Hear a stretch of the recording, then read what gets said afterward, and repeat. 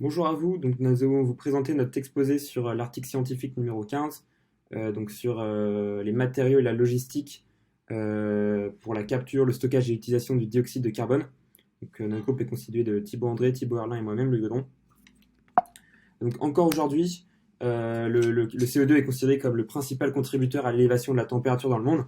La demande d'énergie va atteindre 30% du montant actuel d'ici 2040 et les carburants continueront à répondre à 74% de ces demandes. C'est pourquoi la COP 21 a fixé un plafond à 2 degrés à pas dépasser pour ce réchauffement climatique. Nous, dans notre étude, on va s'intéresser aux technologies de capture et de stockage qui ciblent principalement les deux gros secteurs donc de combustion de combustibles fossiles. Donc c'est la production d'électricité et le transport.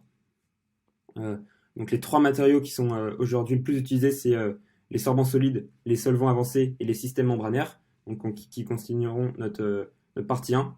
Ensuite, dans une deuxième partie, on s'intéressera rapidement à la distribution géographique et enfin nous conclurons. Euh, donc les solvants avancés, ce sont les premiers matériaux qui ont été utilisés, notamment dans les centrales à charbon. Ils peuvent être catégorisés en plusieurs groupes, donc les amines avancées, les sels d'acide aminé, les systèmes carbonatés, l'ammoniac aqueux, les liquides miscibles, les liquides ioniques et les solvants eutectiques. Donc les plus intéressants, on peut citer donc les amines, c'est ceux qui sont le plus utilisés actuellement. Donc ils sont idéaux pour séparer le CO2 et les autres gaz de combustion en raison de leur réaction réversible. Par exemple, le lavage aux amines est un procédé utilisé pour adoucir un gaz cible et éliminer l'acide. Il y a aussi les sels d'acide aminé, donc qui ont montré un grand potentiel d'absorption. Ils possèdent un fort taux d'absorption, une faible toxicité, ils sont résistants à la dégradation de l'oxygène, mais ils provoquent une dégradation thermique du CO2. L'ammoniac aussi est également très prometteur. Il est utilisé par l'industrie chimique dans des usines pilotes et son taux d'élimination du CO2 est d'environ 98%. Mais son gros inconvénient, c'est la corrosion, il dégrade les équipements. Les acides aminés sont également de super candidats. Ils ont l'avantage d'être très respectueux de l'environnement et biodégradables. Cependant, leur rôle de solvant liquide limite leur performance en raison de leur nature très visqueuse. Mais pour surmonter cela, on peut utiliser des supports poreux tels que le PMMA, donc le polyméthylmétacrylate, et la silice mésaporeuse ordonnée. Donc dans le tableau qui nous est fourni dans l'étude, on s'est intéressé par exemple au diméthylano 1-propanol. On peut voir c'est intéressant parce qu'il a un taux d'absorption de 0,89 mol de CO2 par mol d'amine. Il coûte donc 2,26 dollars et sa température donc, de fonctionnement est assez utile, donc 40 degrés. Concernant ma partie, nous allons voir les sorbants solides, qui sont les sorbants utilisés dans la combustion et la post-combustion, puisque ce sont des sorbants qui résistent très bien à la chaleur. On sait aujourd'hui que c'est l'une des voies de séparation les plus efficaces, puisque l'on rencontre 90% d'efficacité en absorption et 85% en adsorption. Le problème de ce processus, c'est qu'il va générer de la chaleur et donc avoir un impact environnemental qui n'est pas encore très clair aujourd'hui.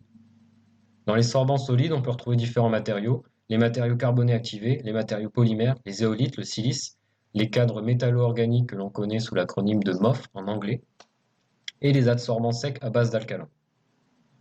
Donc dans un article publié en 2018 par Lee, on nous parle d'une combinaison entre un matériau alcalin et un oxyde métallique, ce qui va donner naissance à du Na2CO3CaO. Donc pourquoi est-ce qu'on a créé ça?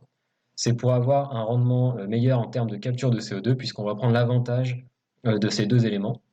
Donc tout d'abord, les avantages du Na2CO3, c'est qu'il va avoir une température basse, un coût assez faible et un haut taux de CO2.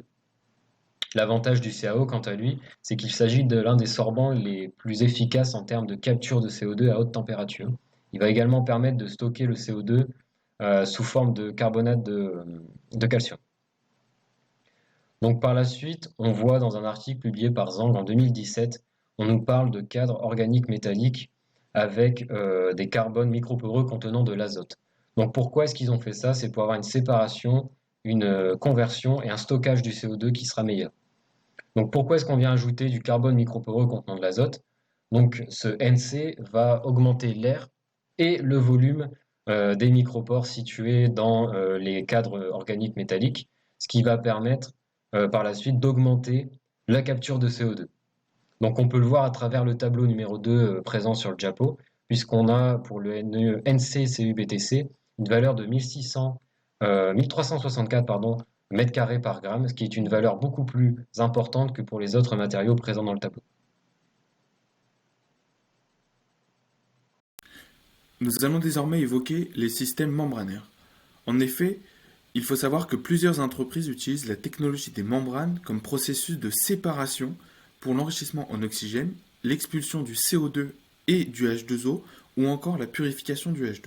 La séparation du CO2 par l'utilisation de membranes est considérée comme une voie technologique prometteuse pour le captage du CO2 puisqu'elle a un faible coût en capital et en argent tout en ayant des avantages comme la consommation de peu d'énergie et de maintenance, un encombrement réduit, avec une sélectivité et une fiabilité élevée et est simple à utiliser.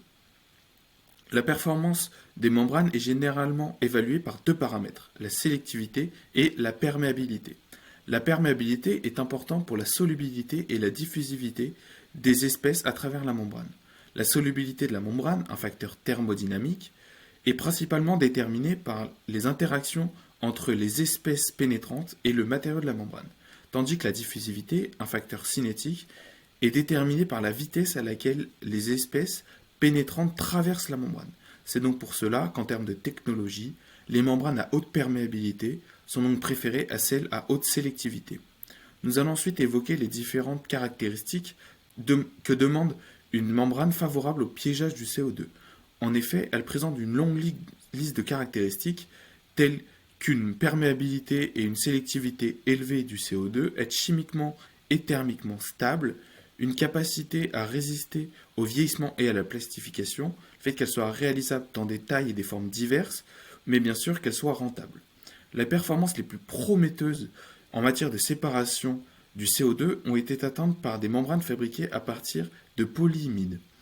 Pour contrer les problèmes de vieillissement, la création et la production de membranes à matière mixte, dites MMM, composées de matériaux inorganiques au niveau de la structure polymère, a permis d'améliorer les propriétés mécaniques de la membrane et aussi d'aider à résoudre le problème de la concurrence. Pour finir, on peut voir que le tableau 3 de l'article reprend les données sur la sélectivité et la perméabilité du CO2 pour des MMM développés récemment, comme le SPIC, avec une épaisseur moyenne de 50 à 80 micromètres, une température d'utilisation moyenne de 30 degrés, une perméabilité élevée et une sélectivité moyenne. On peut voir dans cette partie que la mise au point de matériaux et de technologies pour le piégeage du CO2 va dépendre de la situation géographique. En effet, les législations n'étant pas les mêmes dans tous les pays, le développement sera également différent. On peut malgré tout citer que les pays industrialisés, les pays de l'hémisphère occidental, seront parmi les premiers à développer ces matériaux et ces technologies, dû à une industrialisation très importante. On peut malgré tout citer que des pays comme la Chine ou des pays riches en pétrole vont intervenir.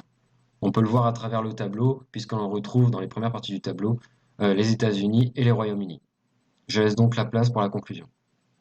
Nous allons désormais résumer les différents points abordés par cet article. En effet, le piégeage du dioxyde de carbone est un aspect important dans un monde qui dépend encore fortement des combustibles fossiles. Ce travail présente une variété de matériaux qui ont été utilisés pour la capture du CO2 à haute et à basse température. Actuellement, les sorbants solides, les solvants avancés et les membranes sont les supports les plus couramment utilisés pour les nouveaux projets et les projets de modernisation. Mais le principal problème reste que l'économie et le budget disponible pour la synthèse et le dépôt de ces matériaux peuvent être un facteur limitant l'application à grande échelle d'un matériau. Merci à tous pour votre écoute.